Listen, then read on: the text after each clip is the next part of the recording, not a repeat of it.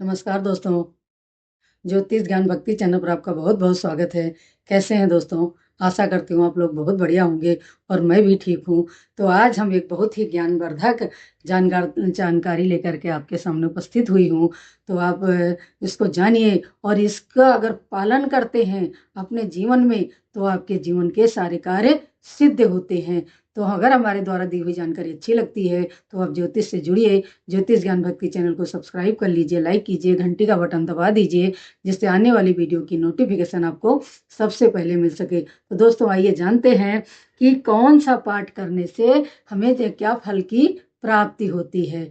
तो ये सबसे पहले जान लीजिए कि सप्तशती माँ दुर्गा शक्ति स्वरूपा है और शक्ति की उपासना करने से व्यक्ति के अंदर का भय दूर हो जाता है। शक्ति की उपासना करने से सारी प्रकार की मनोकामनाएं पूर्ण होती हैं, सिद्धियां प्राप्त होती हैं और शक्ति की प्राप्ति होती है, जिससे हमें संकटों से मुक्ति मिलती है, शत्रु हमारे भी शांत रहते हैं। तो सप्तशती का पाठ करने से भय और संकट से हमें मुक्ति मिलती है, इसलिए सप्तशती का पाठ नित्य करना चाहिए। अगर नित्य नहीं कर पाते हैं तो जो 9 दुर्गा के 4 नवरात्रि बताए गए हैं वर्ष में, इन दिनों में अगर 9 दिनों में दोनों टाइम पर पाठ कर लेते हैं तब भी कार्य की पूर्ण हो जाती है।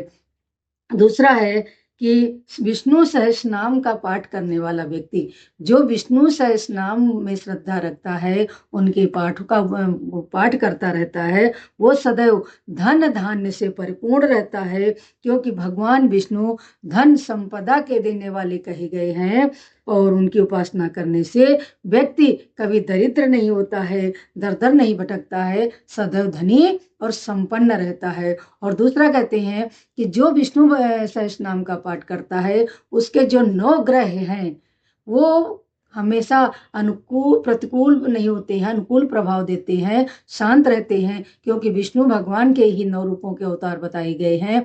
तो 9 ग्रहों जो हैं वो शांत हो जाते हैं जो व्यक्ति विष्णु सहस्त्र नाम का नित्य पाठ करता है या हफ्ते में 1 दिन करता है, तब भी उसकी कामनाओं की पूर्ति हो जाती है।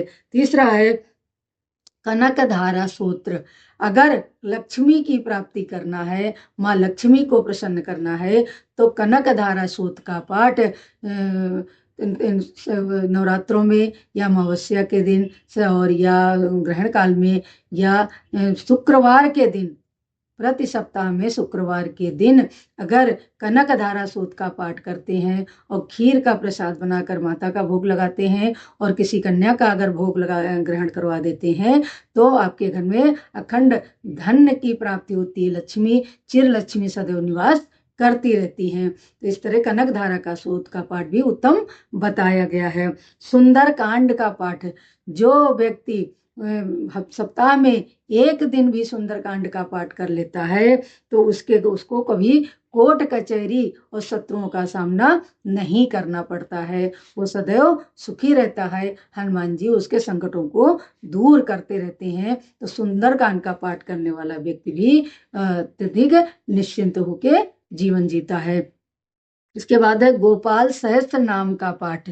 गोपाल सहस्त्र नाम का पाठ करने वाला मनुष्य संतान ही नहीं होता है। जो विष्णु गोपाल सहस्त्र नाम का पाठ करता है उसको संतान की प्राप्ति होती है, उसके घर में सदैव उन्नति होती रहती है और संतान से सुख भी प्राप्त होता है।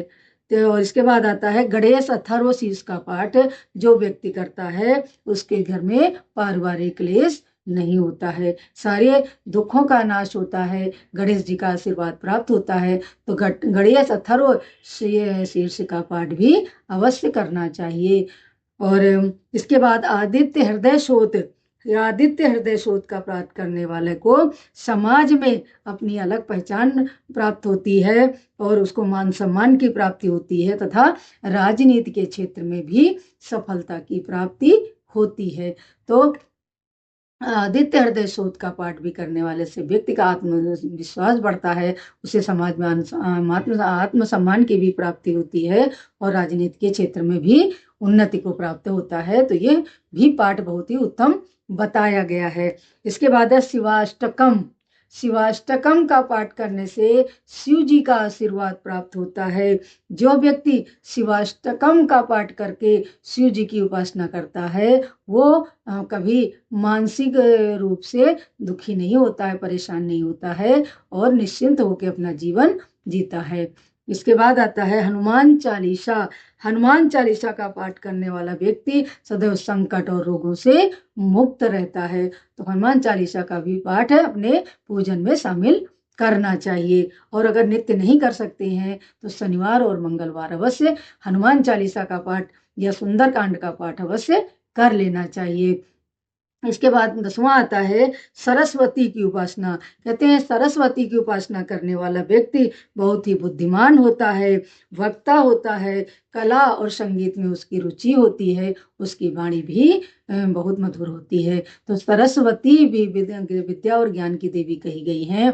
तो अगर 10 उपासनाएं व्यक्ति अगर अपने जीवन में नित्य करता रहता है, कभी नहीं अगर नित्य नहीं करता है तो कभी कभी भी कर लेता है, 10 मिनट भी उनकी अगर साधना करके फिर अपने कार्य पर जाता है तो उसका जीवन भी आनंदित रहता है। तो 10 उपासना व्यक्ति को, सनातनियों को अपने जीवन में अवश्य स्थापित ग्रहण करनी चाहिए और उनकी उपासना करनी चाहिए। तो उसमें जो मंत्र दिए गए हैं ये आप मंत्रों के द्वारा पूजन कीजिए। विष्णु सहस्रनाम का पाठ भी अगर कर सकते हैं तो वो कर लीजिए।